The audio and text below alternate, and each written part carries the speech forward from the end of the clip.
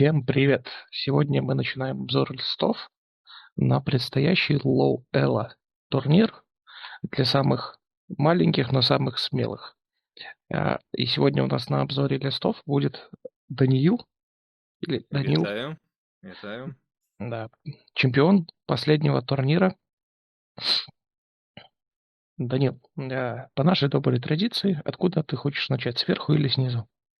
Мы будзем ісці зверху. Адзіная розніца ў тым, што дзе фракцыі паўтараюцца, мы будзем размаўляць адразу пра лісты агульных фракцый, каб не скакаць. Таму там вось Егор да Макара, Глеба да Елизара і Артёмчик да Ігната. Хорошо, Мгм. как скажешь. Так, Первый у нас на очереди Антон Сенкаями, который впервые на наших турнирах, но уже зарекомендовал себя как прекрасный художник и провел, по-моему, два соревнования по покрасу. калі, здаецца, калі я не памыляюся, правёў ён пакуль адзін. Вось. І я бачу, як ён ужо гуляў на дне навічка разам з Дзімай на гарадах. Да-да-да. Ну, трошки гэта все патыкаў. Так, пра ліст. У нас тут прадстаўлен ліст вампіраў, шкілетаў, Soulblight Grave Lords.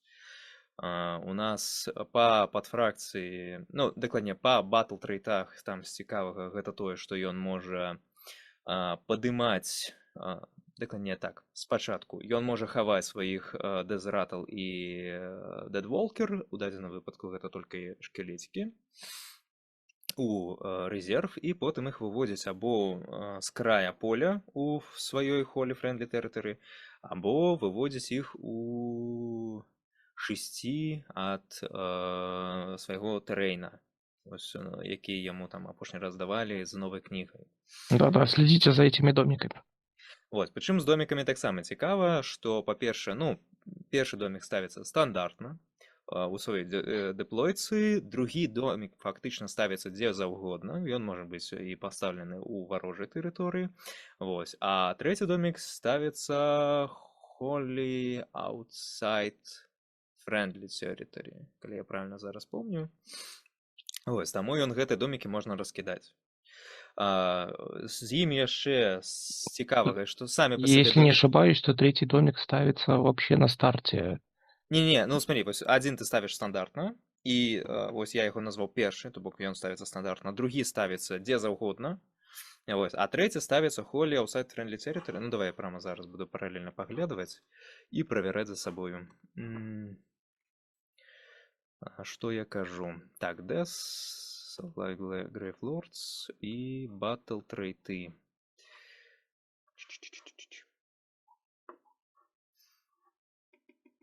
Так. Wholly Outside Enemy Territory. Вот. Ну, наадварот, то бок або ў сяброўскай, або ў нейтральнай зоне. Вось. Яшчэ з гэтымі домікамі цікавае звязана, апроч таго, што праз яго могуць вылазіць і падымацца Дезратал і Дэдволкеры, прычым бясплатна, без КП. Гэта яшчэ, што яны хіляцца, але гэта не так крытычна, калі побач з імі памірае мадэлька кожны раз. І тое, што праз іх можна даставаць свае маніфестацыі. Адзінае, што з маніфестацыі фактычна там асабліва нічога цікавага няма. На маю думку, там толькі рука-нага, што ёсць, якось цікава можна патэнцыйна абыграць, каб недзе прытрымаць юніт і Ну, опыт прымусіць подсказывает, что и мышки могут сделать неприятно.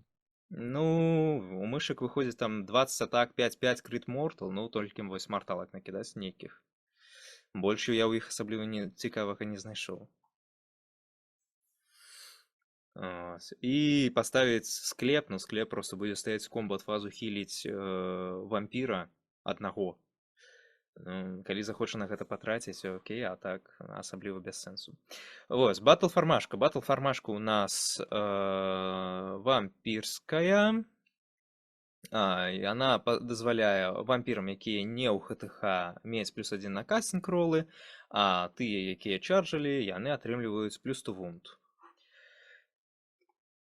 В прынцыпе, пра тэрэн паразмаўлялі, Так, з адзінае, што з лоры у нас, калі разглядаць штосьці цікавае, гэта павесіць страйк-ласт да Некстёрна, гэта каст з крулгастам трэцяй рэдакцыі, панізіць дэмэдж да канца цёрна. Ну, хіл не так цікавы, вось. І таксама з батл-трытов вампіры хіляцца на D3, калі яны пабіліся, і на 2 D3, калі яны забілі юніт. Ну і яшчэ Дэзратлы і Дэдволкеры, адпаведна, яны могуць хіліцца на 3 або падымаць да 3 мадэляў. Ну, да, па вундах. Так, цяпер непасрэдна пра тое, што ёсць у лісце. Вось, адпаведна, 2 атрады шкілетаў, якія могуць прыхавацца, недзе вылезці і зноў падняцца, выключна як нейкія тактычныя мадэлькі. Я не бачу Intercept and Recover and Restless Energy. Калі хаваць у рэзерв, просто дзесьці ўзяць абжэктывы рабяткі, хутчэй, або пабыць скрынамі. Далей. Гэта Prince Вардрай. Асноўны, мне здаецца, драйвер гэтага ліста і асноўная баф-машына. Здаровая мадэлька на 18 вунт у 3-м сейве. І Wizard. У яго ёсць некалькі цікавых абілак. Першае з іх гэта тое, што калі у 12 ад яго вампір-юніт забіў атрад, то можна, скажем так, прабафаць гэты юніт і даць яму +1 на атаку на мілі-вэпаны або +1 дамаг на мілі-вэпаны. І гэта можна зрабіць некалькі разоў, але нельга, мульціплай адной і той ж кідаць. То бок нельга там +2 дамага, можна проста плюс дамаг, потым плюс атаку, плюс яшчэ тут ёсць +2 на мув. Таму трэба быць... Все равно звучит серьезно. Гэта выглядае сур'ёзна, трэба вельмі быць асцярожнымі, калі вы там падстаўляеце свае нейкія скаут-юніты і скрыны, закрываючыся ад вампіраў, што яны могуць проста з'есці гэты юніт, разбафацца і потым прыйсці ў ваш асноўны юніт. Вот. І ён мае яшчэ свой уласны каст, проста сабе мець страйк фёрст, таму што б'ецца ён, нядрэнна для вампіра. Вось.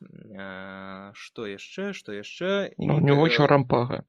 Да, рампага цікавая, нават калі вы не ў камбаце, можна зрабіць пайлен мув на 3, і калі такім чынам ён робіцца ў камбаце, або ён быў ужо ў камбаце, кідаецца кубік. На 4+, наносіцца столькі мартала, колькі ён выкіне. То бок патэнцыйна або проста пайлын і 4-6 марталкі, або ён заходзіць у камбат і наносіць вам гэтай марталкі. Таму таксама, калі вы яго не завязваеце, то рабіце калькуляцыю, што ён вас там можа патэнцыйна завязаць на пайлыне без чаржа. Так, пра баф-машыну паразмаўлялі, ідзём далей. Асноўныя ударныя атрады. Фактычна асноўных ударных атрада тут адзін, гэта Reinforce Blood Knight'оў. Прычым яны робяцца страшныя, хутчэй, калі іх разганяць за кошт Вардрая. Это у нас Reinforce будзе 10 мадэлек, яшчэ ёсць атрад з 5. Яны зверху наносяць па 3 атакі 3-3, 1-1, але трымаем у галаве, што з чаржа ў іх плюс дамаг. У іх ёсць свой ушыты, дакладней, не свой ушыты, яны там ад вампір-ларда атрымліваюць дадатковы рэнд. І ў іх яшчэ анці-інфантры, то бок у іх ёсць дзе рэнд дадатково разагнаць. Так, яшчэ яны могуць праходзіць скрозь інфантрі юніт, і марталкі на чарже D3 гэта слаба. То бок яны робяцца страшныя, калі фактычна яны калі чаржаць, то у іх плюс 100 вунт за падфракцыю, плюс баф на рэнд ад вампір-ларда, І далей яны будуць разбафвацца фактычна за кошт прынца вардрая, калі будуць забіваць мадэлі. Мінус гэтага юніта ў тым, што калі яго завязаць, то ён будзе стаяць і будзе стаяць доўга. Вось, ніякіх фішак на рэтріт і чардж у іх няма, на жаль. Вось. Таму фактычна кулак адзін, другі з пяцёркі ён паслабей, але калі ён будзе ганяцца за скаут-юнітамі, то ў прынцыпе патэнцыйна можа разагнацца і таксама даволі балюча ударыць. Вось, далей.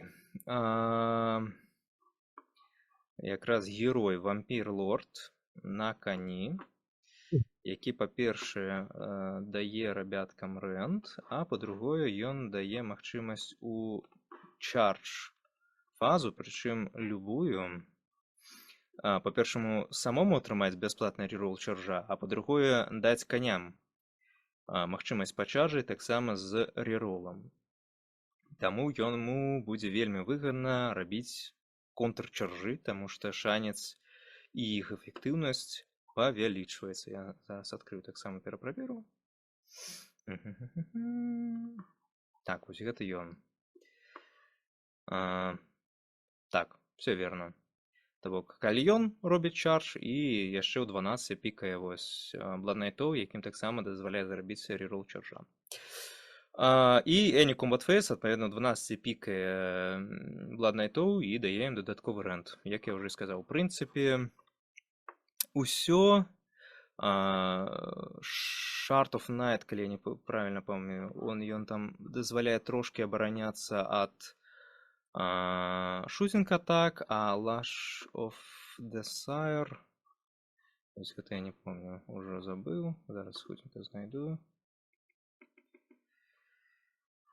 Ён дазваляе зрабіць дадатковы D6 мув камусьці у хіро фазу. Або калі ён у комбаце, то пайлын мув. Ну, вось можна умоўна кажучы каней трошки падразагнаць на 2D6 у хіро фазу. Так, пашкі варгістов, вось тут я не ведаю, навошта яны былі ўзятыя, таму што гэта тройкі, там 10 атак, 4, 3, 1, 2, ну, допустим, яны пачаржылі, гэта будзе 2+, але ўсё яшчэ дамагу няшмат, самі яны не супержывучыя, іх падняць нельга будзе. Это как раз это те юниты, которые будут носиться по полю и делать Restless Energy.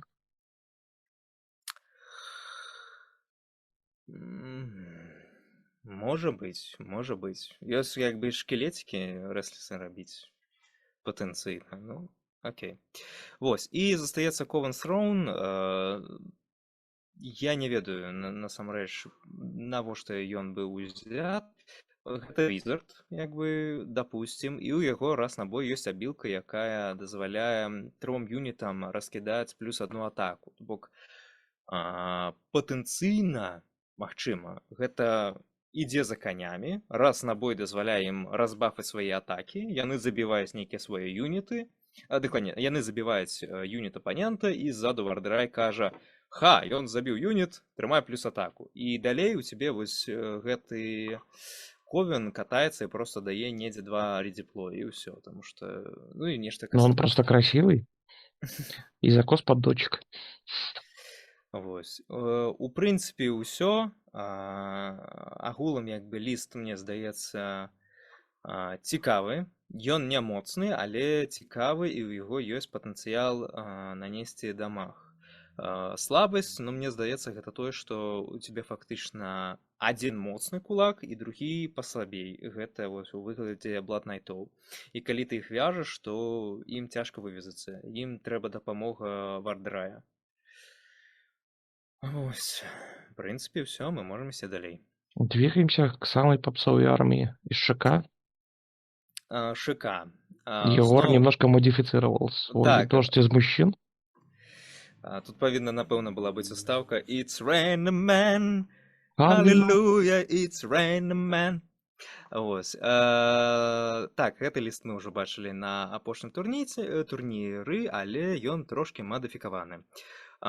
Тут з'явілася індастра, якая, насамрэч, даволі цікавы выбар, і ў рамках, напэўна, нашага турніра камусьці будзе небяспечна. Па-першае, у яе ёсць свой уласны мув 12, па-другое, у яе ёсць чардж на 3 кубах. І у яе дабліцца дамаг супраць манстры на яе дзідук, якую яна кідае і якой яна б'ецца ў ХТХ. А манстра ў нас ёсць у Антона, Елизара, Глеб, у Алексея, у Артёмчика і у Ігната. Вось. Адзінае, што Ягору трэба быць асцярожным, таму што яна самастойна, канечне, можа там задабліць гэты дэмэдж і залецець, але суіцыд тактыка хутчэй за ўсё праваліцца, таму што у яе не настолькі овердэмэдж, каб зрабіць гэта ідэальна. Таму я бы яе проста пасылаў яшчэ з кімсьці. У астатнім гэта класічны дождж мужикоў, дзе ў цябе Бастиан ідзея дазваляе анігілятарам выпадаць побач з табой. У нас ёсць Гардус, які дадаткова бафае атакі і варду. Вось. І лорд Імператан, які раз на бой дазваляе тым, хто вываліўся, падысці трошкі бліжэй. Вось. В прынцыпе, зноў жа такі ліст сярэдні, бок ёсць слабыя моманты ў выглядзе там, што калі няма Бастиана і няма лорда Імператанта, анігілятары, якія выпадаюць, яны маюць значна меншы шанец на чардж, і без Гардуса, таксама яны гэта будуць рабіць значна слабей. Вось. Як тебе пакажа, поглядим. Но от себя добавлю, Индастер все еще прекрасная моделька и прекрасный юнит. В отдельности от всего. Так, переходим к второму любителю Golden Boy'ев. Макар, я з ім трошки спісаўся. Збольшага я спісаўся, тому что за дзіч ты тут узял? Он буквально... Комментарий был от Макара, что он любит мужские половые органы и собирается это продемонстрировать. Макар, я так разумею, просто вырашыў здуць пыл з некаторых мініяцюр, які стаяць у яго там на палічках. Значит, классичные правила штормкастов все еще стандартные, что ты полову можешь прибрать в резерв, а потом вывалить у 9. И файна става, что в свою херафазу ты пикаешь юнит, и он мае до конца терна плюс 2 wound и плюс 1 на сейв. Под фракцию взято, что Ruination Chamber'ы маюць 5-ю варду, але Ruination Chamber'ы у тебе тут только реклюзианцы, Lord Terminus и Lord Vigilant on the Grave Stalker. Вось, 4 юниты, якими он будет пикать 5-ю варду. Далей, з цікавага. У яго тут ёсць 1-2 каста за кошт Шторм Ковен, это якая банда Ву легалізаваная. Базовая у яе там 1 каст, але калі яна Contested Objective, то у яе плюс 1 power level.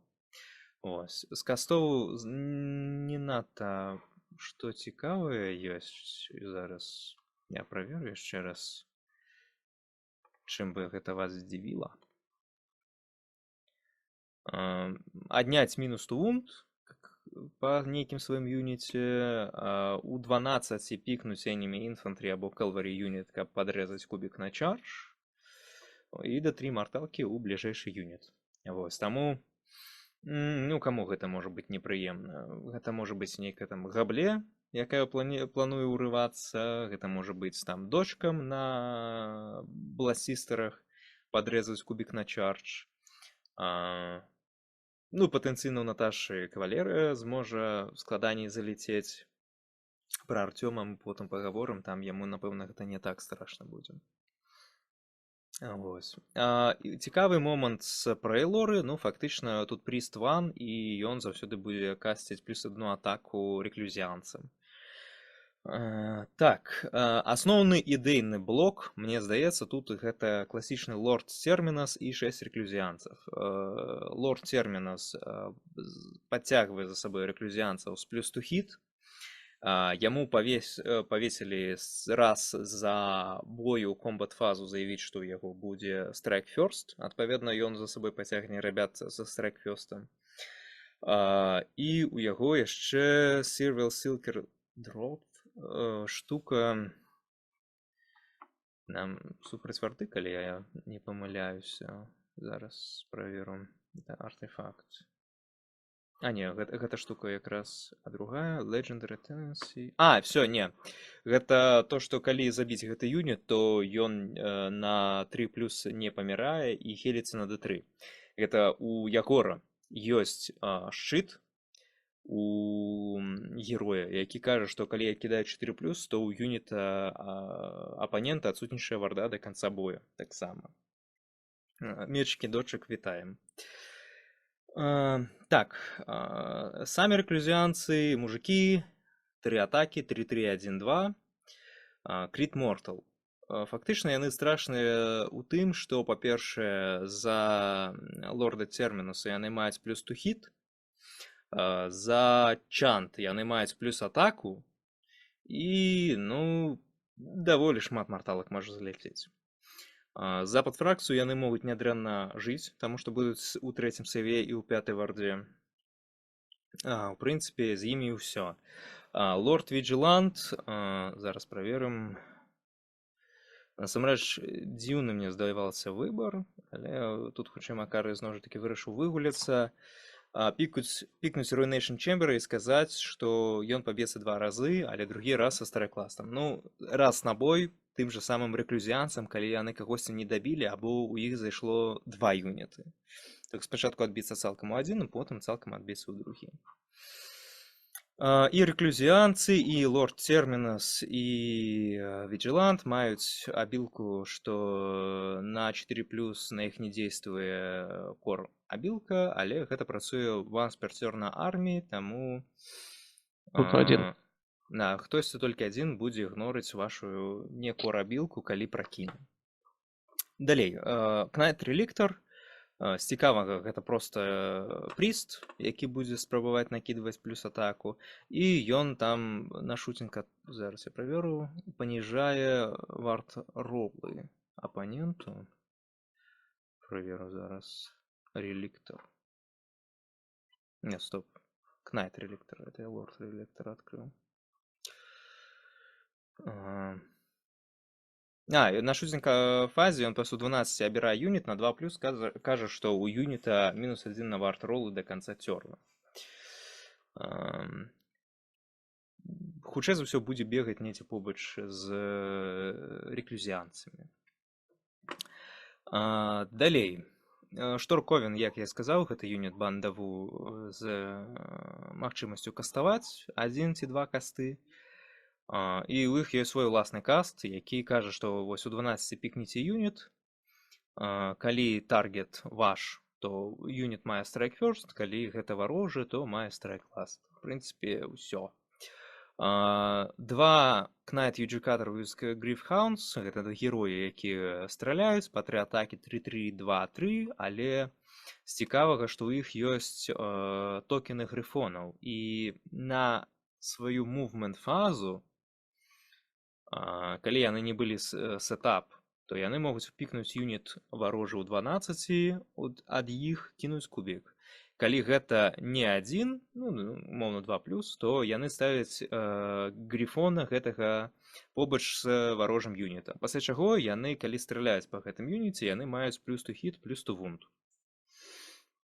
То бок у вас выходзяць 2 таких героя, 6 атак, 2-2, 2-3. Гучыць сур'ёзна. 2 юніты квестараў, рабяты, якія пікаюць аб'ектывы па-за сяброўскай тэрыторыі і кажуць, што калі яны там стаяць, то ў іх плюс 3 на кантроль і 5-я варда. Вельмі непрыемныя, калі яны сапраўды даходзяць да аб'ектыва, якія яны хочуць абараняць такім чынам, бо іх потым цяжка сагнаць, таму што гэта 18 вунт у 3-м сейве, а ў 5-й варде, 3-3-1-2, зараз праверу там, адзіны, што няма марталак. Я думаю, с их выживаемостью это не очень принципиально. Вось. І яны яшчэ маюць магчымасць раз за бой кожны тэлепартавацца таксама ў 9. То фактычна яны могуць схавацца ў рэзерв, потым вываліцца вам на абжэкців, або там стаяць на стале і потым праз тэрэйн тэлепорта вываліцца на абжэкців, але яны захочуць выйсці недзе побач, зайсці і там стаяць. Таму думайце, як вы хочаце прыкрыць абжэкцівы, таму што потым будзе іх забіраць цяжка. Так, і застаецца Лорд Аквілор і Vanguard Raptors vs Hurricane Crossbow. Вось гэта два юніты, мне здаецца, Макар, вось асноўныя, якія дастаў проста пыл здуць, таму што гэта герой, які не супер моцна б'ецца, але можа тэлепартавацца сам пастаянна на поле. І Vanguard Raptors гэта... Ну, это все еще лучники, которые вываливаются на 24 и стреляют. Не, гэта Hurricane Crossbows. Гэта з невялікімі арбалетамі, а з маленькімі. І яны даволі, насамрэч, слаба страляюць. Не, гэта... Вось... ну... Не, левее. Вот арбалетчики. Не. Гэта вялікія. Карцей, з ручнымі арбалетамі, а не здаровымі. Яны 4 атакі, 3-3, без рэнда, анці-інфантры 1. І калі яны пастралялі, то за кожны дамаг, які быў нанесены... Калі дамаг нейкі быў нанесены, то калі ты б'еш юніт Vanguard Чэмберам, то ён мае +2. Vanguard Чэмбер, тут толькі Лорд Аквілор, які не мае шмат дамага і не тое, каб хоча біць. Навошта? Не ведаю. Ну, просто потому что может.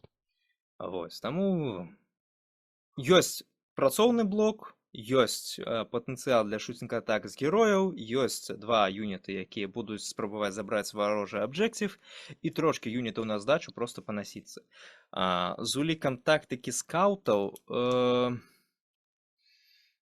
мабыць, нешта ды выйдзе, але Макару трэба улічваць, што скаутинг Forge, ён жа не будзе працаваць, калі юніт выйшаў з рэзерва, а быў схаваны на старце бою. Таму, хутчэй за ўсё, ён будзе ўсё кідаць праз свой трэйн. В прынцыпе, ўсё. Ёсць працуючы моцны блок, ёсць патэнцыял для дыстанцыйнага дамагу сур'ёзнага і трошки здачы рандомнай. Понятно. Переходим к нашей звездочке, которая ярко, как-то редко к нам заходит.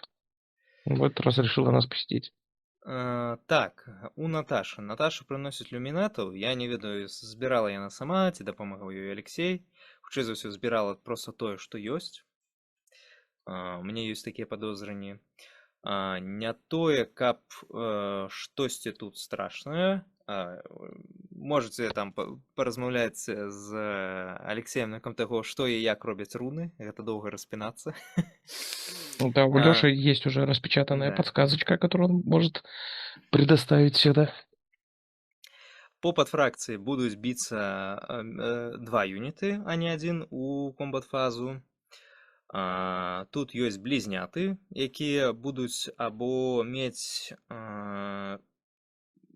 вышэй Wizard Level на 1 і 4-ю варду, або мець дадатковы дамаг па колькасці батл-раундаў. Таму на пачатку бою гэта як баф-машына, пачынаючы з сярэдзіны гульні, гэта ўжо сур'ёзная небяспека ў бліжнім баі. Ванарія Аурала, карацей, сентынелы, гэта 2 дзесяткі лучнікаў. Не супер страшная. Гэта проста мінорны дыстанцыйны дамаг. Ванарі Даунрайдерс. 2 пачкі рэінфорснутых каней. Гучыць небяспечна, але насамрэч не тое, каб страшна, таму што ў іх 2 атакі знізу, 2 атакі зверху. Ёсць крит мортал зверху, але, як на мяне, там не хапае ні колькасці атак, ні дадатковага рэнда. Таму вашы сапраўды жывучыя юніты, яны хутчэй перамалоць не змогуць. А калі яны ўжо завязлі, то выйсці з бою ім будзе цяжка. Каліграф. Ён, хутчэй за ўсё, будзе сядзець у тарэйне і мяняць нейкую руну дапаможную. І, ў прынцыпе, з цікавага ўсё. Элтарыён тут узяты не геранаўскі, ён можа тэлепартнуцца прама ў ХТХ, што гучыць як дапамога каням, насамрэч. Таму што коні даволі мабільныя, яны могуць дайсці да ХТХ, пасля чаго туды далятае элтарыён, і вось элтарыён плюс коні, у прынцыпе, патэнцыйна могуць зжэрці нейкі юніт. Адзінае, што я так падазраю, што гэты элтарыён, на жаль, не вяртаецца, то бок вы яго забілі і ўсё. Вось, і Huracan Spirit of the Wind, козачка, якая лётае, трошкі страляе, трошкі бальней страляе па манстры і спрабуе накінуць недзе страйк-ласт. В прынцыпе, з цікавага ўсё, маніфестацыя не супер моцная, не супер страшная, свае ўласныя касты. Давай хутенька я пераправеру касты іх. Spell lore. Гэта шыкан. Так, у яе Lore of Awakening Realms. Вось.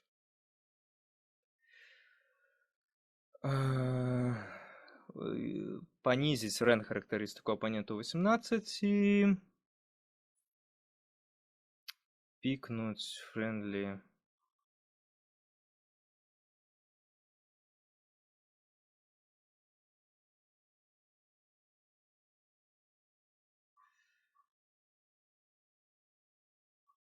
Помывать юнит просто на 5. Ну, это, кстати, как способ выйти из комбата. До речі, так. But cannot end this moving... ну вось ён, ёсць каст, які дазваляе коня выйсці з ХТХ. Окей, я вось не дайшоў да гэтага. І скаставаць варду у 12 ад кастера. 5-ю. Ну, коні цяпер выглядаюць трошки больш жывучыя, але баявы патэнцыял ўсё яшчэ не надта высокі. Ось. Гэта, мне здаецца, ліст даволі сярэдні. Наколькі ён спрацуе і супраць каго, ну... Это покажет. Это паглядзім. Все ж таки яшчэ тут шмат у каго не так шмат скіла. Идем далей. Артём. Артём. Вот тут ты уже можешь полностью все рассказать. Я могу цалкам гэта ўсё расказаць, таму што гэта наша сумесная распрацоўка. Першапачаткова у мяне быў выбар... Сколько тебе заплатили за нее? Я даў юніты на пафарбоўку Артёму. Вось. Мы разважалі, як можна ўсё яшчэ згуляць хантамі ў той рэальнасці, у якой мы існуём. І была тэма альфа-блока. То бок, калі у цябе шмат хантоў, прыходзяць і проста блакуюць юніт у дэплойцы. І гэты ліст пабудаваны вось якраз для таго, каб паспрабаваць вось гэта адыграць. То бок, не дыстанцыйна недзе трымацца, а вось зайсці і трымаць. І цярпець там, ну, першую палову бою, потым ты хутчэй за ўсё здыхаеш, але ты не менш, як мінімум, там паскорыўся. Так, што для гэтага тут ёсць? І ўвогуле, як гэта ўсё працуе? Нагадваем, што ханты зараз не супермоцна б'юцца. Яны ўсе маюць або 6-й сейф, або 5-й у герояў і у кареты. Яны могуць даць сабе плюс на сейф, рэнт на іх не працуе, і негатыўныя ўвогуле нейкі мадыфікатары на сейф таксама на іх не працуюць. За 1 КП яны могуць тэлепартнуць юніт у 9, калі ім трэба. І у камбазе з імі ваш контрол скор паніжаецца ў залежнасці ад батл-раунда. Падфракцыя Retreat Charge бесплатна і Retreat без марталак. Што цікавае, у нас ёсць лора. Лора не супер прама талковая, але там ёсць адзін цікавы каст. Гэты каст дазваляе зрабіць або normal move, або retreat. І такім чынам можна, умоўна кажучы, у хірафазу зрабіць першы прымув для інфантры юніта. На жаль, гэта на кавалерыю не працуе, таму толькі там на інфантры. Такім чынам можна блок харыданак тых жа самых на гераічную фазу памываць на 8. Потым яны мываюцца на свой уласны 8, то бок яны ўжо на мувмент фазе прайшлі дыстанцыю 16 дюймаў і могуць кудысьці далей яшчэ чаржыць. Рейканор, Візард адзіны тут, але з +1 на каст. Вось ён якраз будзе спрабаваць гэта зрабіць. Далей, калі яшчэ трошкі размаўляць пра Рейканора, ён у 12 пастаянна можа пікаць юніт і казаць, нанесі сабе адну марталку, а я ад гэтага атрымаю +1 на power level. Зараз. Я ўжо даўнютка не глядзеў, як гэта дакладна працуе. З цікавага, варда ад гэтай марталкі не кідаецца, бо проста юніт атрымлівае гэтую марталку без варды. Што, хто мае высокую варду, даволі непрыемна. Так, Рейканор. Зараз я праверу, як дакладна гэту яго працуе. Ну, там же союзный пикать или вражеский? Не, ты пікаеш або любы, так, пік іде, або сябе ён пікае, або варожы пікае ў 12, any hero face. Калі ты пікаеш юніта, то ён атрымлівае 1 дамаг, і враг атрымлівае +1 на кастинг ролы. Калі ты пікаеш enemy юніта, то на 3+, ты наносіш марталку і атрымліваеш +1 на кастинг ролы і +1 на power level. Угу. 2 раза будет кастовать. Так. Вось. Так, што яшчэ? Адпаведна, 1 блок харыданак у цябе вось такім чынам праз каст будзе мувацца. Другі блок харыданак у цябе праз алвраха. Ён раз на бой дазваляе ўзяць юніт у 12 ад сябе, тэлепартнуць і выставіць у 7 дюймах ад апанента юніт і сябе. Але пры гэтым юніт, які ён взяў з сабой, павінен быць размешчаны холь 1-6 ад яго. Вось, то бок у цябе 1 юніт мываецца на 16, другі юніт у цябе просто становіцца ў 7 ад цябе. Яшчэ ёсць Chain Rasps. У іх ёсць проста прымув на 6 на старце бою.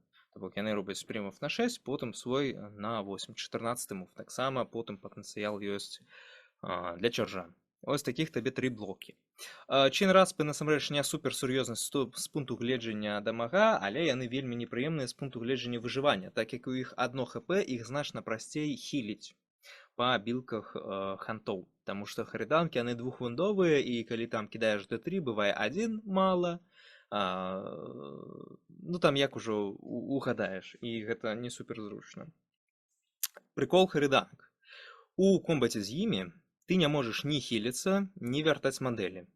То бок, тралям гэта непрыемна, вампірам, шкелетам гэта непрыемна, у фаерслэераў ёсць трошкі хіла, гэта непрыемна.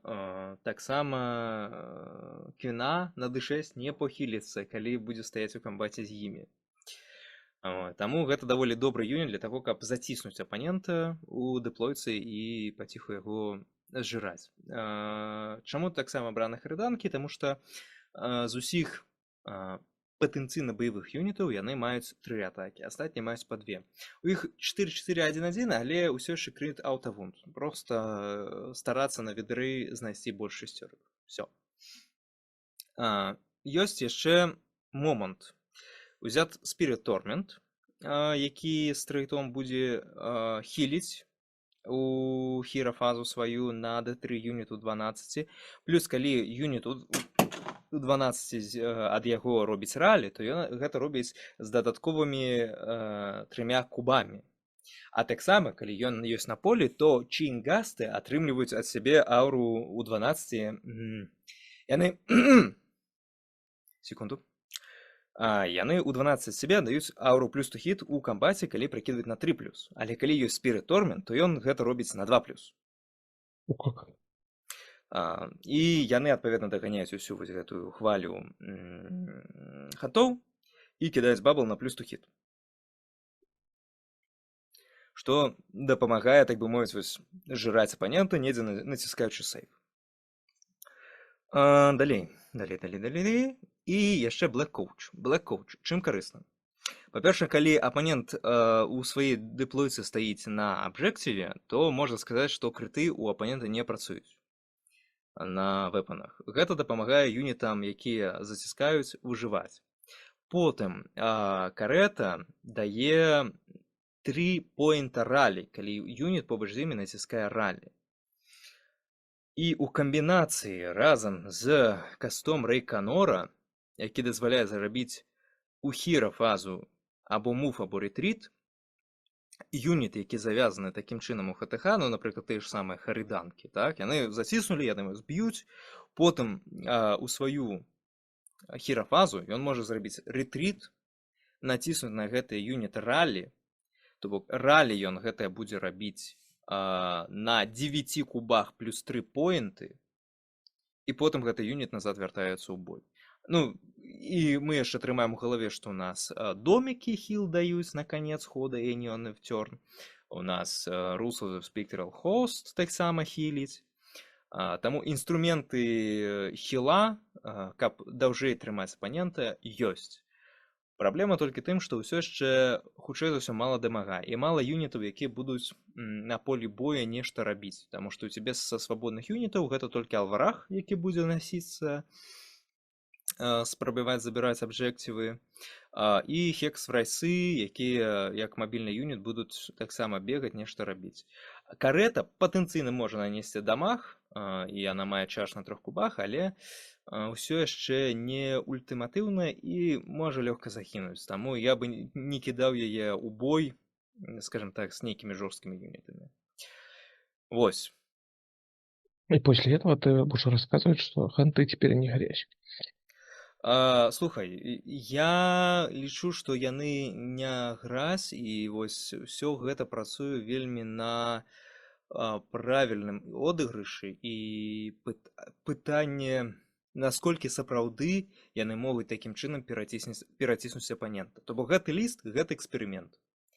Ёсць пытанне да выжываемасці хантоў, калі яны кідаюцца на апанента ў дзеплойцы, таму што ў апанента стаіць амаль уся там армія, і калі там існуюць нейкія забафы, то яна будзе стаяць уся забафаная, а ты там, ну, яшчэ не факт, што ўсіх падвядзеш. І, ну, Артём згуляе, мы паглядзім, наколькі дадзеная тактыка мае сэнс на жыццё. Ну, ждем результатов тогда от Артема. Переходим к 2 товарищам. Братьям-дочколюбам, с детства любящим лор. Давай, ты у меня тут перахопишь, как эксперт по дошкам. Да, честно скажу, Елизар лист еще даже не всматривался. Мы имеем стандартный Coven of Blood. Это в 9. Если юнит полностью контестит точку, его не видно дальше 9. Надеется сделать скауты и мастеров. Для скаутов у нас 2 пачки Бладсестер, Шадоусталкеры и Хартендеры. Ну, грубо говоря, мастеров будут делать Хартендеры и Шадоусталкеры. Шадоусталкеры имеют свой собственный телепорт в момент-фазу. Хартендеры после того, как постреляли, активируются и делают мув. Во-первых, двигаются на 12, во-вторых, делают мув на 2d6. Мастер запас, чтобы убить героя. Собственно, это, скорее всего, будет охотиться Shadow Queen. Имеет полное право на 3+, включить 5-е криты по герою.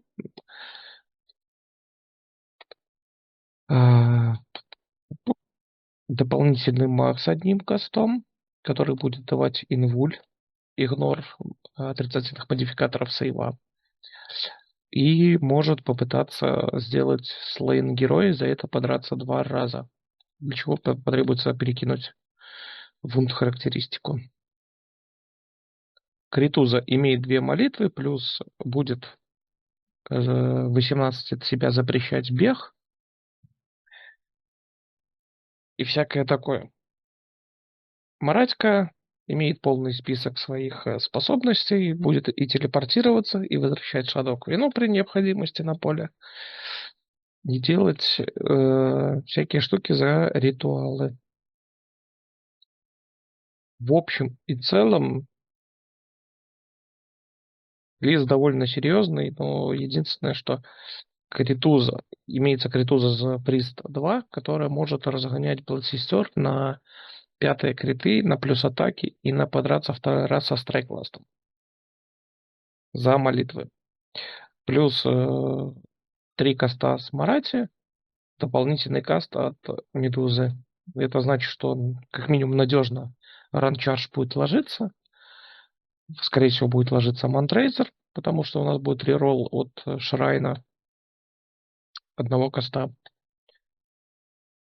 В целом, это может где-то влететь, нанести овердамаг. Shadow Queen сможет вернуться, но и потеря там одного отряда будет не такая критичная. Пока все остальные будут заниматься тактическими действиями, скажем так. То есть вот это вот будет ударным кулаком, это будет так тактически.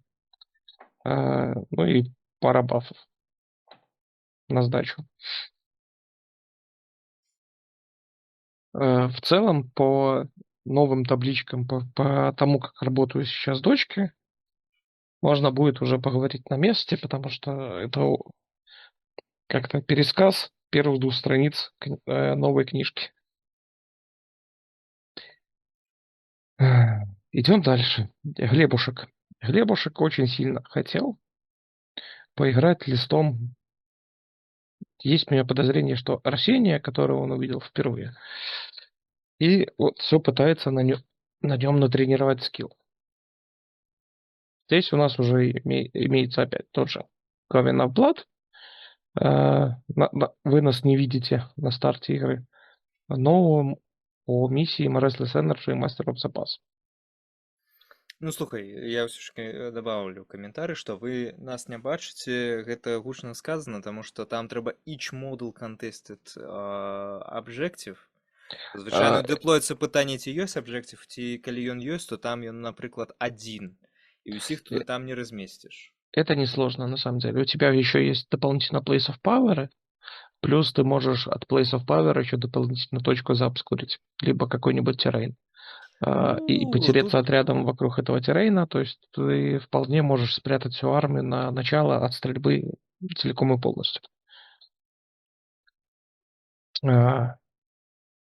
Здесь мы будем уже пытаться, Глебушек будет пытаться отжимать точки и охотиться, опять же, на героя. Видим мать с Shadow Queen, 5 платсталкеров, которая будет со стрельбы у вас отнимать, у юнита отнимать 1 кубик на чарж. На 3+. Что тоже крайне неприятно. Это будет либо со своей стрельбы, с контршута, то, в принципе, потенциально можно 2 кубика отжать у 2 юнитов. 10 Blood-сестер. Тут скорее роль скрина будут выполнять, чем ударного отряда. 10 хартендеров. То же самое, что мы видели у Елизара, только не 2 пачками по 5, а 1 пачкой на 10. Потенциально это 21 выстрел, 3-4 минус 1-1, и на 2d6 оно будет двигаться. Но 10 как будто бы сильно проще подвязать, чтобы она не бегала.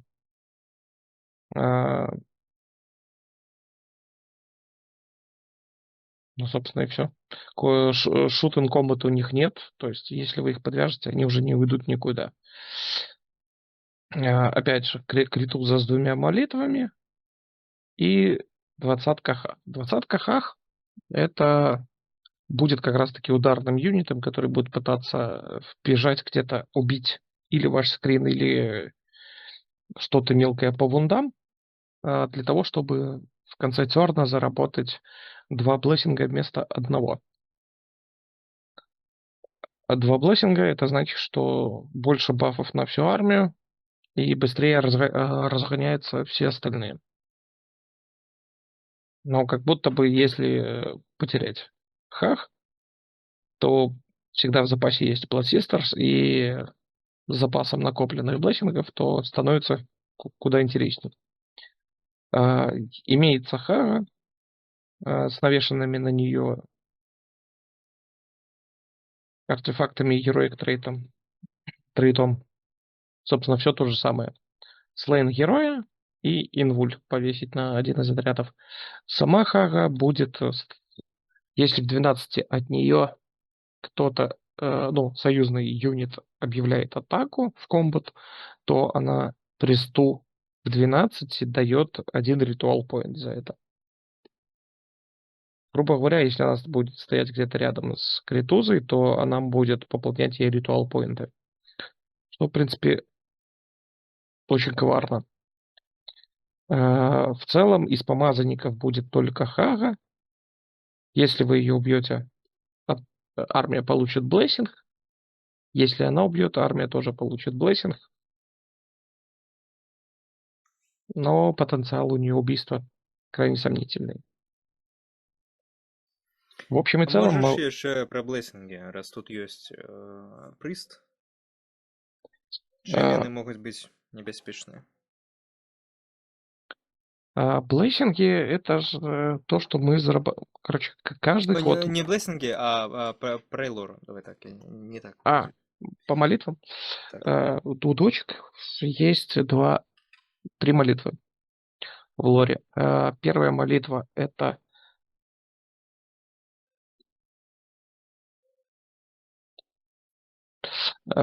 раздать крит автовунд на отряд, усиленная на 7, она будет давать криты на 5.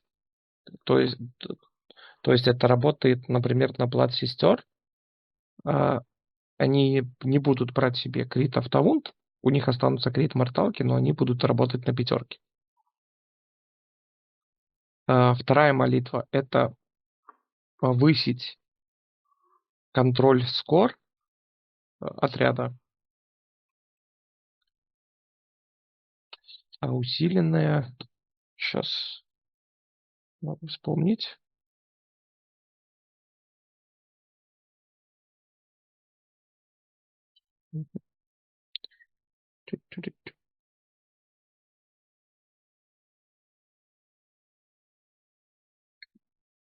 Да, первая у нас на 3 будет от 10, добавить 10 контроль скору, на 6 плюс будет игнорироваться первый входящий урон в каждую фазу, в этот юнит. И третья молитва на 4, это добавить одну атаку к атак характеристике, но на 10 плюс она будет усиленная, и отряд сможет подраться второй раз с файтластом. Вот, лора заклинаний стало немножко попроще.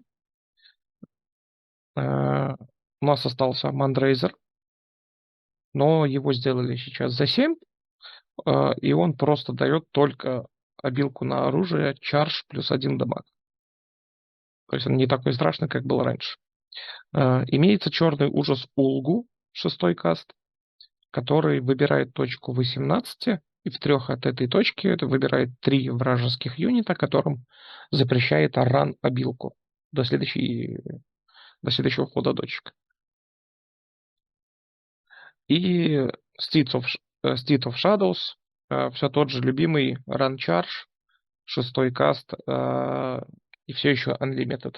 То есть каждый заклинатель может по разу его наложить.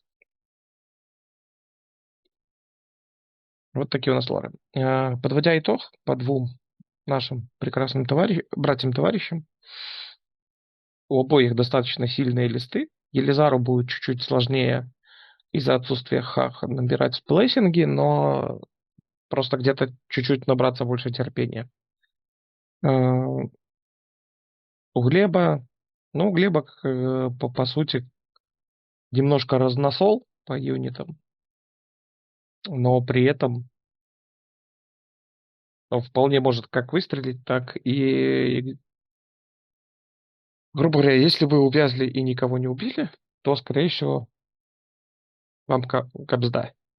Ну, это, типа, типичный геймплей за дочек, начиная с их релиза. В целом можно поставить достаточно высокие оценки ребятам, что шансы у них есть. У Елизара больше на выполнение миссий потенциал и на выживаемость. У Глеба больше на то, чтобы быстрее зарабатывать бафы. Вот так вот. И можем перейти к нашему Алексею Алакуцу. Так, і калі пераходзіць да Лёшы, мне насамрэч ліст па-свойму спадабаўся, там толькі пытанне у выбары магмадротаў. Лёша, відаць, выкупіў 3 магмадротаў, такі я гатовы вадзіць ліст на 5 магмадротаў на Фаерслэерах. Battle Trade Fireslayer у нас яны раз на Battle Round могуць выбраць нейкую руну. Это 5 варда цягам Battle Round. Гэта Crit Mortal на вэпанах. Гэта Run Charge. Гэта стральба і нешта яшчэ. Я зараз, ладно, не пагляджу. Ён будзе гэта аб'яўляць, і гэта будзе працаваць цягам раунда, батл раунда. Па падфракцыі у яго ўзята, якая дае плюс 2 хп магмадротам. Тут іх 5, таму гэта плюс 10 хп раскіданыя. Фактычна, як гэта працуе, ёсць Auric Runefather. Ён за свой нейкі трейд раскідвае вакол сябе ў 12 ауру на плюс to hit на companion weapon. То бок, калі спачатку, калі мы думаем, што 5 магмадротаў гэта не так страшна, таму што там усё яшчэ асноўны дэмэдж патэнцыял знаходзіцца на companion weapon, там 4+, то вось уявіце, што гэта вось пузыр з 5, якія маюць 3+ на to hit на companion weapon. І ўжо робіцца страшна. З цікавага і што мне не вельмі падабаецца, гэта тое, што Auric Runefather, іх тут двое, але іх абілка на плюс 1 атаку раздаць, яна працуе раз на бой і на всю армію. То бок фактычна у цябе толькі адзін Runefather можа гэта раздаць. Рунсаны ўзяты звычайныя. Геранаўская версія цікавей, але яна там даражэй на 90 ачкоў, здаецца. Хутчэй як антимонстр версія з паніжэннем кантролу. Вось. І Рунсмітер гэта пріст на магмадроце. Адзін прэй. Опцыя аднаго прэя. Астатнія рэджыменты гэта Рунсмітер яшчэ адзін маленькі прыст, але яго асаблівасць у тым, што ён сыходзіць у рэзерв і забірае з сабой яшчэ адзін юніт. У дадзеным выпадку юніт гэта Auric Heathguard. Гэта шутінг гномы, якія калі страляеце наносяць раны, яны паніжаюць вам мув. І яны могуць панізіць гэты мув да паловы недзе. Не зусім разумею, навошта быў узяты тут рэджымент люминатов у концы. Это просто... Я просто знаю небольшую предысторию о том, что Леша очень хотел взять Готрика, но он у него по очкам никак не помещался. И по итогу он психанул и решил взять каллиграфа с инкарнациями. Ну, што гэта будзе тут рабіць, незразумела, але, дапусцім, у яго будзе опцыя анбінда і выставіць штосьці з маніфестацыі люмікаў, але ў рамках Фаерслеераў там цікавая, я не знаю, толькі вось штука, якая кідае марталкі кожную хірафазу, і калі ты наносіш 3 раны, то юніт мае страйк-ласт. Ось максімум. Ось па магмадротах я нагадваю, што яны ўсе, калі кідаюць кул на сейф, то яны вяртаюць назад mortal damage таму, хто іх біў. І што яшчэ цікавае?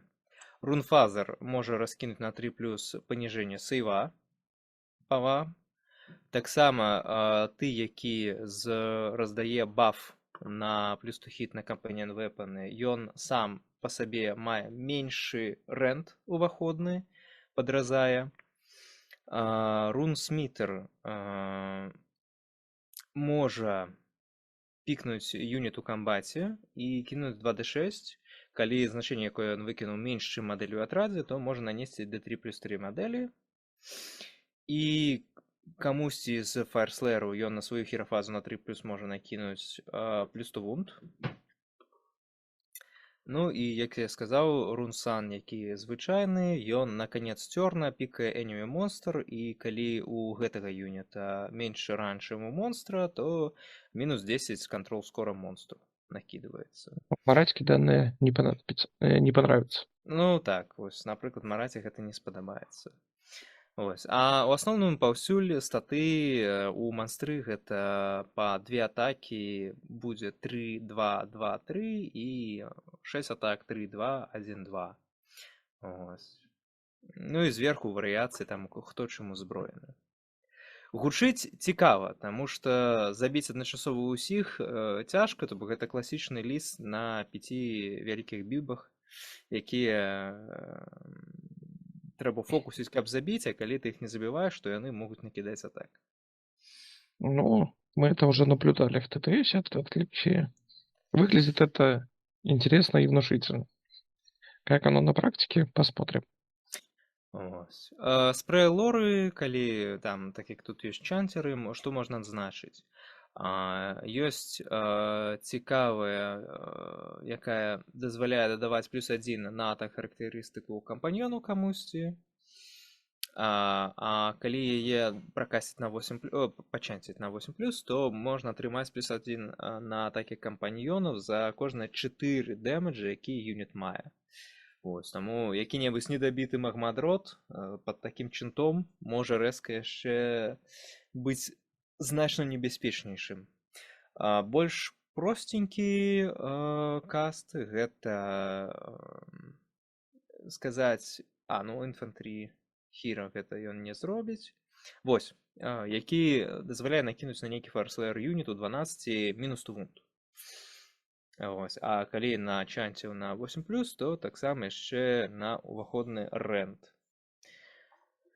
Таму камусьці з магмадротаў можна будзе падымаць яшчэ больш жывучасць, калі гэта браць з таго рунфазера, які асноўны бафер, накінуць яму мінус 2 вунд, ігнор рэнда. Ну, доўга прыйдзецца клупаць. Особенно если у вас нет большого рэнда. Ну ці шмат крит мортал. Варды тут асабліва толькі за кошт руны можна знайсці. Все, мы можем пераходзіць, в принципе, до апошніх 2 листов. Это у нас Артемчик, друг Елизары, который уже однажды заходил поиграть на троллях. Ему очень понравились тролли, и Виталик ему предоставил вот подобный лист.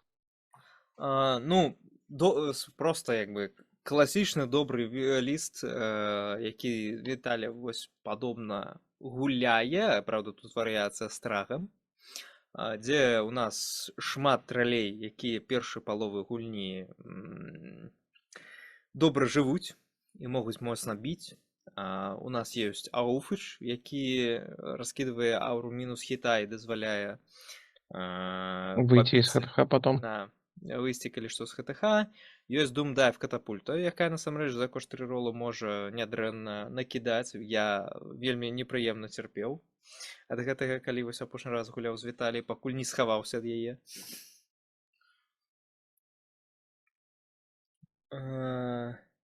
З цікавага, тут ёсць Галлапалуза, відаць, каб хоць хтосьці касціў. Это неплохое решение. І фанатыкі геранскія, якія даюць мінус атаку і мываюцца на канец цёрна. І такім чынам яны могуць вас подвязаць. Или занять где-то точки. Ну, таксама. Вось. Я не знаю, ці трэба праходзіцца па лісту. Ну, допустим, у нас глядзіць хтосьці з навічкоў. Па батл-трытах ёсць прынцып луны. Гулец абірае, у якой фазе знаходзіцца луна. Звычайна фаза луны захоплівае два аспекты. Гэта аспекты, які працуе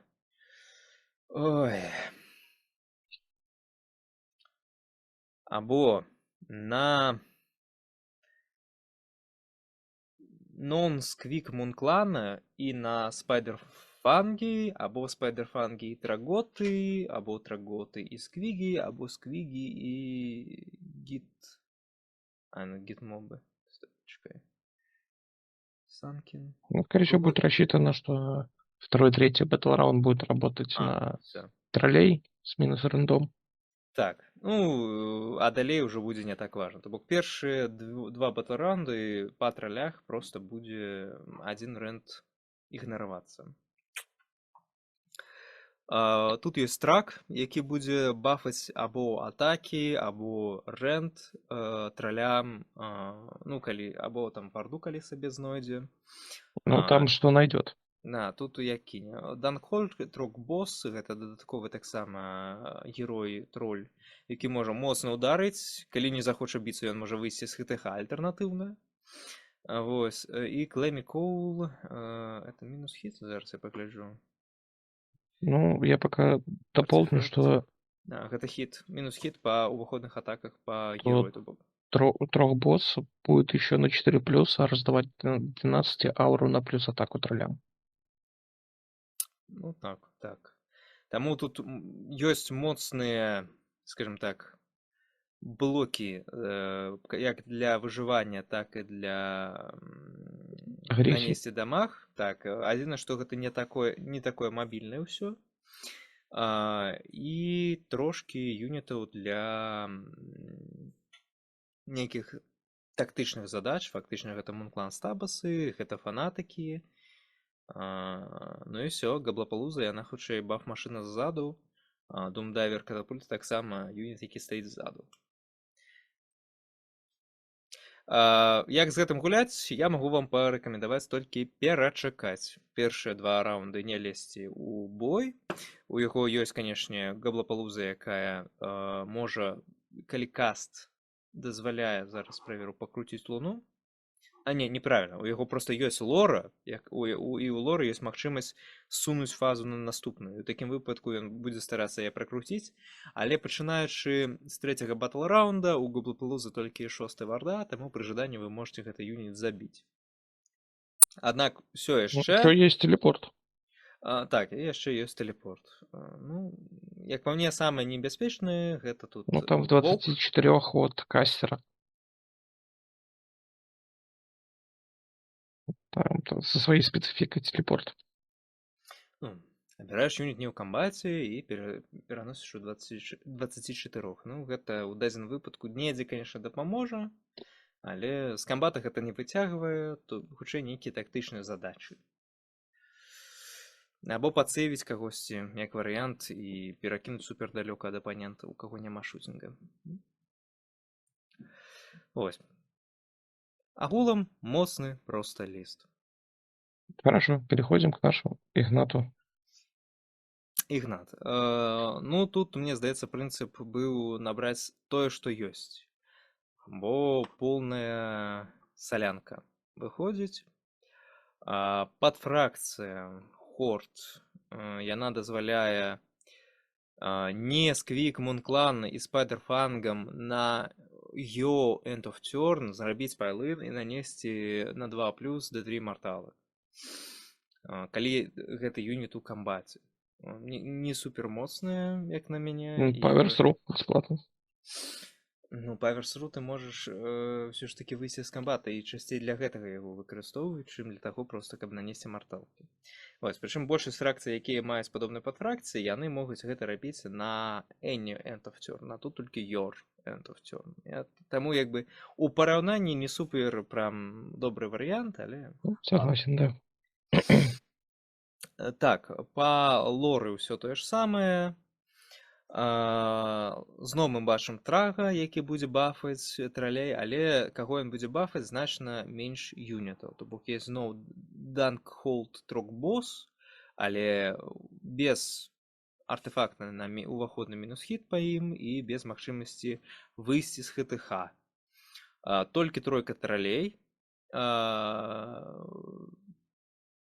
монстр-павук. З цікавага ён можа схавацца ў рэзерв і потым any movement phase выйсці з рэзерву у 9. Таму з цікавага гэты павук можна вось выйсці і забраць нейкі абжэктыў на ваш ход.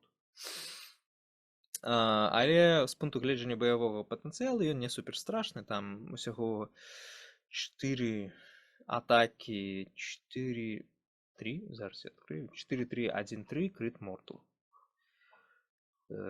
Так, это монстры. Не, 4 атаки 3-2, 1-3 крит мортал и 8 атак 4-2, 1-1. Не супер страшно. Так, далей. Лунбос гэта першы лунбос, які можа пабіцца ў звязцы з стабасамі, пры гэтым ён нічога ім за гэта не дае. Ён просто б'ецца разам з імі. Але ў яго ёсць свая ўласная білка на 3+, ці 2+, зараз. На 2+. Ён можа вярнуць да D6 мадэлей у стабасаў, або сказаць, што яны будуць біць плюс to wound да next turn.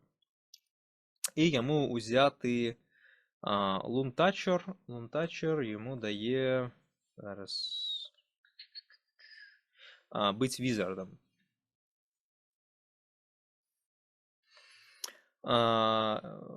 Стабасы, яны тут, здаецца, для таго, каб хаваць унутры сябе фанатыкаў, якія ідуць далей, то бок самі стабасы не супер страшныя, там іх па 2 атакі, зараз. 2 атакі 4-5, без рэнда 1. І яны, кожны камбат могуць пікнуць інфантры, з якімі яны ў камбаце, і на 3+, сказаць, што ў цябе будзе мінус хіт. Ну, допустим, калі Мунбос дае ім плюс to wound, гэта будзе 41 атак, 4-4 без рэнда 1. Ну, мы, кстати, пропустили, что у Артемчика тоже есть 20 стабасов. Будет как скрин. Ну, разумееш, у Артема гэта просто скрин. Гэта просто скрин або юніт, які там пойдзе на абжэктыў. Ну, которые раздают минус хит. Глядзі, сэнс у тым, што у Ігната гэтыя стабасы, па-першае, яны будуць бафацца ад лунбоса, гэта раз. 2, у стабасах будуць схавацца фанатыкі. Да, тут схема тоже интересна. І самі фанатыкі, яны адрозныя ад таго, які ўзяты ў Артёмчыка. Гэта ударныя, іх па 3 атакі 4-3, 2D3. Іх там, здаецца, в колькі юніце 5 мадэлек, то бок гэта без чэмпіёна, просто 15 атак. І гэтыя фанатыкі, яны ў чардж фазу выходзяць Holy Within 3 ад стабаса, пасля чаго яны робяць 2D6 мув, яны могуць праходзіць праз enemy мадэлі, combat range, і пасля таго, як яны пачаржылі, яны кідаюць кубік за кожную мадэль у камбаце з імі, якую яны прайшлі. Пасля чаго яны наносяць марталкі, колькі яны выкінулі. То бок гэта не D3, а гэта можа быць ад кала да 6, тут няма нічога абмежавання. І гэта лічыцца як чардж. Адзіны мінус у тым, што гэта once per turn army, any charge phase. То бок яны не могуць адначасова двойчы, вось гэтыя юніты фанатыкаў выскачыць, але яны могуць гэта зрабіць у любую чардж-фазу. І, калі у вас шчыльна стаяць юніты, яны могуць выйсці і там раскідаць марталакі. Даволі непрыемна. Далейшы блок Лунбосон Giant Cave Squeak. Вось тут знову Кламі Коул, які мінус хіт уваходны. Лунбос у яго абілка па-свойму толькі пабіцца ў звязцы з ну, тут фактычна з Боенгротамі разам у звязцы, прычым пабіцца ў звязцы нічога не дае, ніякіх плюс хітоў і гэтак далей. І гэта яго адзіная абілка. Ну, таму насамрэч я не ведаю, навошта ён тут узяты. Але, допустим, сам ён 5 атак, 4-4-1-2, чардж плюс дамаг, ну 4-4-1-3. І што? Хіба што за 100 очков. Боенгроты, Reinforce. Рабяты, якія ў чардж-фазу, калі яны чаржылі, то пікаецца юніт у адным дзюме ад іх, кідаюцца кубы за кожную мадэль у гэтым юніце, то бок умоўна 10 кубоў на 4+, адна марталка. То бок, ну, у статыстыку 5 марталак можна вам нанесці. Самі яны маюць зверху па 3 атакі 4-4-1-1, чардж плюс дамаг, і знізу па 3 атакі 4-3-1-1. Ну, звучит как будто бы неплохо. У іх За 5 модэлей, 240 очейков. 10, ну, 60 атак, зверху 4-4-1-2. Ну, 4-4 гэта рандом тотальны. Няма ніякіх дадатковых бафаў з крытамі. То бок у статыстыку у цябе умоўна кідаецца там 30 кубоў, застаецца 15 ад хіта, застаецца 7-8 кубоў ад тувунда, ну, рэнд -1, all-out defense, праходзіць 4 атакі. То бок гэта 8 дэмэджа у які-небудзь там 4+, пад плюс сейвом. І калі там ёсць варда, ну, яшчэ там адкінь, ну, вось 6 дэмэджаў увойдзе. За 240, напэўна, сквігі пад абмазам паказалі бы сябе, напэўна, лепш. Ну, не ведаю. Я, мабыць, не ведаю нейкую сквігаўскую магію. Далей. Габлапалуза, зноў кастеры. Штось тут можна дадаць. Можна сказаць, што ў іх ёсць баф на хірафазу, яны кідаюць кубік на 3+. Яны камусьці могуць даць або ран чардж, або павялічыць рэнд, дарэчы. Вось, тым же самым вось можна Боенгротам накінуць, або, ну, тралям можна, але не так эфектыўна. Вось, або пікнуць юніт у 12 ад іх варожы і сказаць, што юніт не можа выкарыстоўваць каманду. І апошні гэта Рабл Роуза. Цікавы юніт тым, што ён хаваецца ў рэзерв, потым на сваю мувмент фазу ён выходзіць, і ён кажа, што бачны монстр або біст можа зрабіць чардж, нават калі ён рабіў ран. Фактычна, на жаль, у рамках гэтага ростера гэта Но обычно спрацуе... его берут под сквигов, но сквигов Звычайна тут... яго бяруць пад сквігаў. Сквігаў тут няма. І гэта спрацуе толькі з арахнарокам і Да. трагам. Таму што траг у нас таксама монстр. Абмежавання, што нон-хіро тут няма.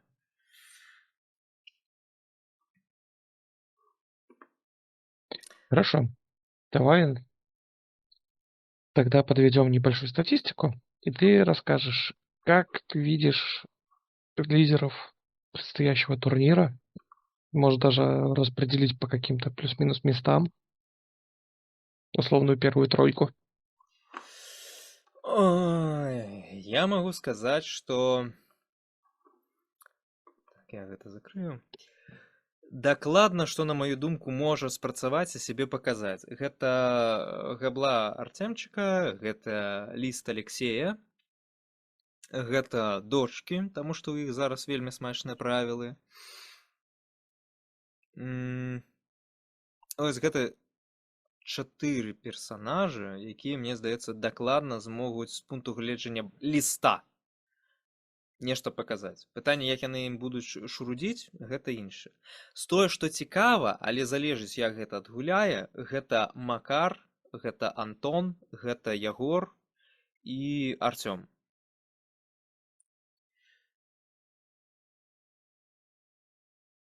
Мгм. Вось. У Наташы Ігната на ўзроўні ліста і скіла, ну, ёсць пытанне, як гэта будзе гуляць.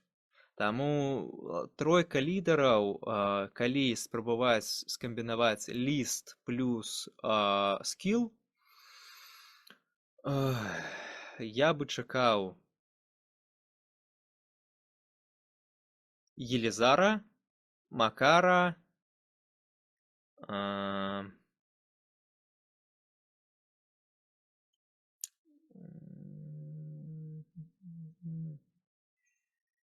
і не знаю. Хто трэці, у мяне выбар паміж Артёмам, Артёмчыкам і Лёшай. Ну, давай выделим Артема, Алексея и Артемчика. Сори, Глеб. Про Глеба ты вообще ничего не сказал. Ну, Глеб ліст сабраў, хак прынёс. Пытанне, як ён ім адгуляе. Пакажа майстар-класс, ну, малайчына. Ну, будем верить. Мы верим в Глеба, что он все сможет показать нам красоту. Спасибо, Данила. За колькі мы управіліся, мне нават цікава. Ну, без небольшого 1,5. Угу. Ну, добренько. Все, удачи ребятам на турніры. Чакаем наступны паўнавартасны.